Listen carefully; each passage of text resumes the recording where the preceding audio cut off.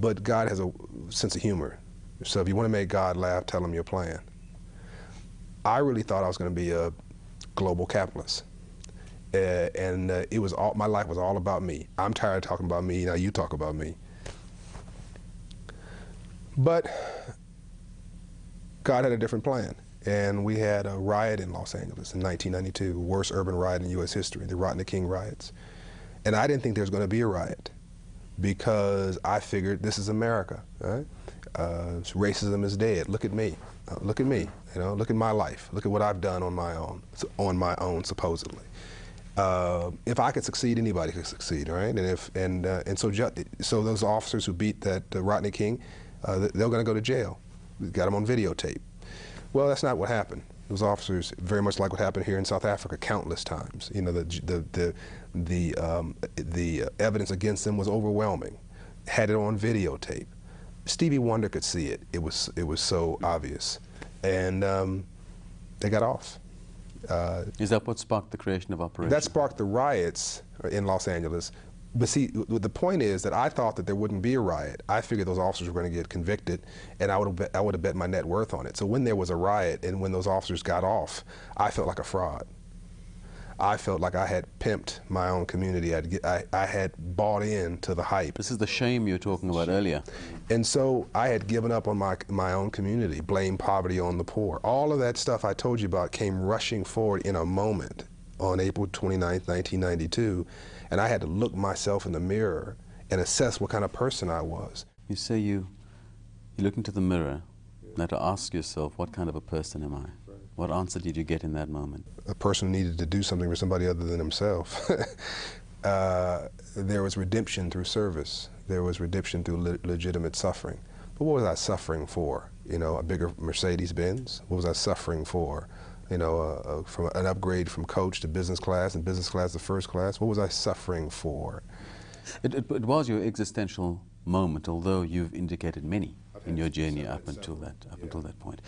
Just before we close this particular part of our conversation, give us an idea of what Operation Hope does. What's its value offering to society? Well, before I do that, let me just say that no one creates anything positive just because. You start cancer foundations because somebody in your life was impacted by cancer. I started Operation Hope out of a sense of personal shamelessness of doing something. So the passion to heal that breach in myself helped a lot of other people. That's not just unique to me, that's the way of the world. So good things can come out of bad things. And you need that passion to drive an enterprise like this forward, because there's going to be many times of enormous disappointments. Operation Hope is by the way, the biggest blessing that has happened to my life in retrospect. It saved me from me. It is America's first nonprofit social investment banking organization. We're in the financial literacy and empowerment business. But really, we're in the civil rights business. Civil rights? Yes. So civil rights to civil rights. Civil rights was really wedded in the 20th century. The 20th century was about, here and around the world, about growing democracies, the emergence of democracies, democracies championed over communism and socialism. Communism failed because it could not create a middle class in many ways. Capitalism succeeded because it did, but it did not yet prove itself relevant to the poor. Now, for someone who founded Operation Hope, which deals really in the currency that you just described earlier on, do you have any financial qualifications? Yeah, I was poor. I think an entrepreneur is somebody who works 18 hours a day to keep from getting a job. I think the success is going from failure to failure without loss of enthusiasm. I learned that. This is not, I mean, these are not, you know, nice, cute quotes. This is, you know, the reality of my life, really 2 decades of being an entrepreneur. You try 100 things and 2 things work. So the great things people remember, and the bad things everybody else forgot, but I remember. But it's through the bad things that I gained the wisdom to be able to do the good things, and also to sustain myself when things were, you know, when things were not sorting out. So, yeah, look, I think that entrepreneurship is the key to Africa. We continue on Inside Out after the break.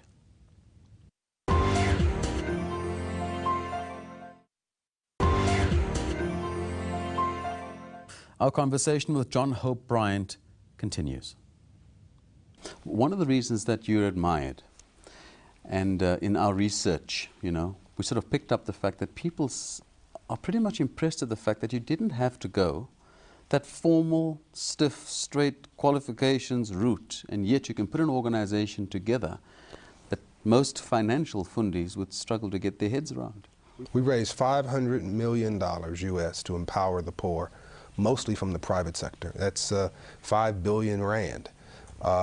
We have 400 of the largest corporations in the world that are our partners. We have thousands of nonprofits and NGOs and faith-based partners, and we have politicians from both sides of the political aisle. Are you talking U.S. now? No, globally now, globally, but we're based in the U.S. and we're the largest of what we do in the U.S. But I guess I'm just giving you a sense of our platform. We're the largest of what we do in the U.S. And yes, everybody who works for me is college educated, but I have a GED degree, which Chris Rock, the comedian, calls a good enough diploma, but basically just a high school equivalency from the United States. I think that there are no accidents in life. I think that God allowed me to play this role, to send a message to the least of these God's children in Soweto, in the Cape Flats, or wherever, to say, there are no excuses. If this guy can do it. I mean, didn't have the college degree, didn't have a pedigree, didn't go to Harvard, didn't have fancy friends, didn't have a net worth, didn't have a trust fund, wasn't born into the right family. The truth is that that kid sitting on the flats in Cape Town or in Soweto would probably struggle to even understand that they're poor people in America. Yes, there are more people in America who don't have a bank account today than didn't have the right to vote in 1962 in America. 40 million people, which is larger than the population of Canada and almost as large as the population of South Africa, have no bank account in the richest country in the world. 44 million people have no health insurance. So capitalism has succeeded in some ways. In China, it succeeded in creating a couple 100 million middle class, or at least pushing a couple 100 million people out of poverty. In India, it's pushed a couple 100 million people out of poverty. But it failed because it became about me and not about we. And we have got to, and I think this is the African opportunity, by the way, we have got to money's not bad, it's the love of money. Capitalism is not bad, it's the abuse of capitalism. And when you're about serving people, about lifting people up, treating people like relationships and not transactions, you have a different outcome. And so you can do well and do good. You can do well by doing good. I think that young man sitting in that classroom that I talked to in the Cape Flats, it's not so much about what I'm saying, it's what he's seeing. He may have never seen a black man with a suit on before, with a business card that says Chairman and Chief Executive Officer. He may have never met anybody who's running a multi-million-dollar enterprise before. Just an hour of that experience, he's saying to himself, I can be you. Right? All around the world in poor communities, you have people who want to be rap stars. It's amazing how this is a unified vision around the world. Rap stars, athletes, or God forbid, drug dealers. And what I found, these kids are not dumb and they're not stupid. They're actually very smart. They're modeling what they see. And so the problem is we don't have the right role models in these communities. They're not seeing women with business suits on and who are professionals, or teachers, or nurses, or business people, corporate executives. They're not seeing young men who are suited and booted with proper careers, who are paying their taxes. And we need to make smart sexy again. Right? My friend Quincy Jones says it takes 20 years to change a culture. In the last 20 years, we've made dumb sexy. In the next 20 years, we need to make smart sexy again. And I think that in many ways is what Nelson Mandela stood for, is what Desmond Tutu stands for, is what a lot of the people that we admire around the world. I mean, when you look at Colin Powell, or you look at, I would argue, a Barack Obama, you don't see a black man. You see a great man, a great leader who happens to be black. There's a big difference there between being a black leader and being a great leader for all people who happens to be black. I mean, Martin Luther King Jr. was not a black leader. I would argue Nelson Mandela is not a black leader. There are great leaders who happen to be black.